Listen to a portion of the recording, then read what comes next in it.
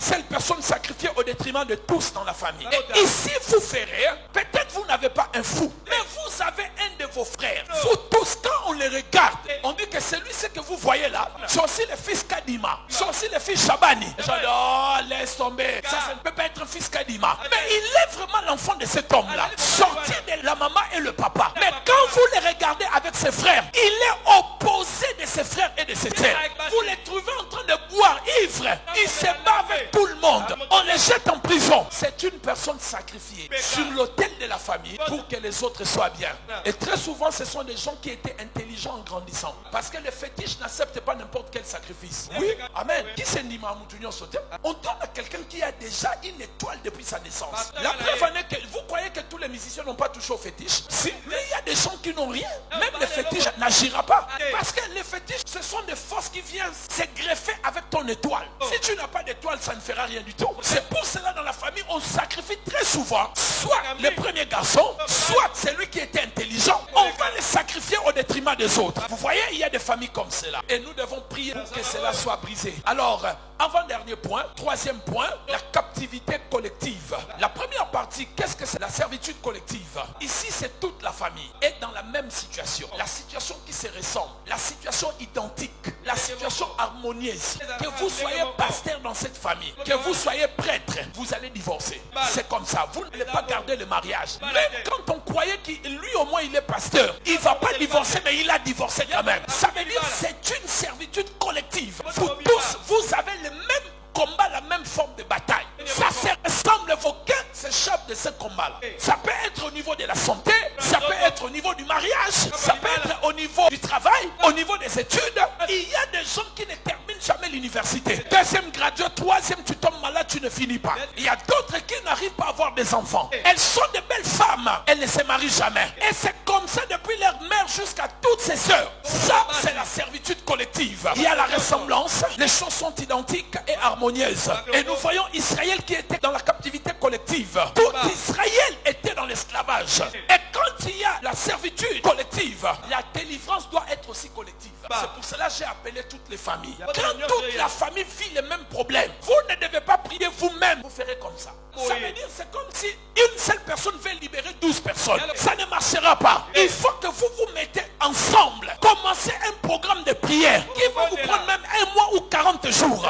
À la fin de compte, vous tous vous mettez l'offrande ensemble. Et vous venez demander la délivrance collective. Certaines personnes cherchent leur délivrance personnelle alors que le combat est collectif. Ça sera tellement difficile. Ainsi, nous avons vu une famille dans la Bible. On les appelait les Récabites. Dans le livre de Jérémie, elle était dans une captivité collective. Leur père leur avait dit, vous ne pouvez pas construire, vous ne pouvez pas boire, vous ne pouvez pas dormir dans des maisons. Vous dormirez dehors. Papa, qu'est-ce qu'on vous laisse alors? Vous ne pouvez ni boire, ni construire des maisons, ni cultiver les champs. Vous vivrez comment? Et leur père leur dit, si vous observez cela, vous allez vivre longtemps. Quel est le sens de la longévité si je n'ai pas la bonne santé? Quel est le sens de la longévité si je n'ai pas de moyens? Les Récabites étaient dans cette situation-là. Peut-être ta famille, elle est comme la famille des Récabites. Vous êtes dans une servitude collective, dans un domaine précis. Afin de commencer à prier, commencez bien à réfléchir, à regarder bien ta famille. Quelles sont les choses qui se répètent avec mes frères, avec mes soeurs? Le même problème qui était chez papa, la maladie de papa sur moi, la maladie de maman sur mes soeurs. Qu'est-ce que vous voyez de manière collective dans votre famille? La Bible dit, tous les Hébreux qui étaient en Israël, la Bible dit, ils crièrent à l'Éternel. Ils poussèrent des cris. On dit, ils poussèrent au pluriel. Et tous étaient dans le même problème. Alors, autre chose dans la servitude collective, vous allez voir, soit la vie des hommes sont identiques, ça veut dire que tous les hommes ont le même problème dans la famille, mais les filles sont à part. Les hommes de cette famille sont dans des maladies, dans le chômage, dans la pauvreté, dans les divorces. Et les filles, ça va, elles se marient, ça progresse. Alors toi qui es l'aîné, tu as 50 ans, tu vas habiter chez ta petite soeur qui a 23 ans. Et ta petite soeur, pour ne pas te manquer le respect, la première fois il achète les plumousses, là, elle-même elle va acheter. Quand son copain vient à la maison. La deuxième fois, mes bien-aimés, qu'est-ce qui va se passer? Comme le beau-frère est venu, la petite soeur de 23 ans, toi tu as 50 ans, et voilà, là, elle te dit, Yaya, va nous acheter 4 primus, comme ça tu vas prendre 2 bouteilles pour toi. Les 2 bouteilles là, c'est pour te soulager, au silicaté, pour que tu ne te fâches pas. Amen. La troisième fois, Yaya Patrick, tu peux nous prendre 4 bouteilles là. Maintenant, comme on n'a pas ajouté les 2 pour toi, toi on dit, et moi j'ai... toi aussi, ton beau-frère est là. Beau-pat.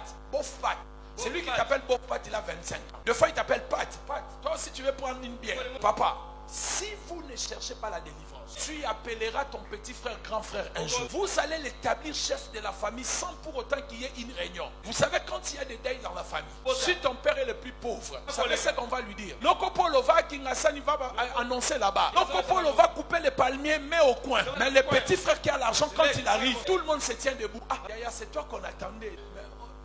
Quelle est la décision? Non, on t'attendait. Là, ton père, on l'envoie. Toi, tu vois comment on envoie ton père. Puis, au nom de Jésus, je brise toute servitude dans ma destinée.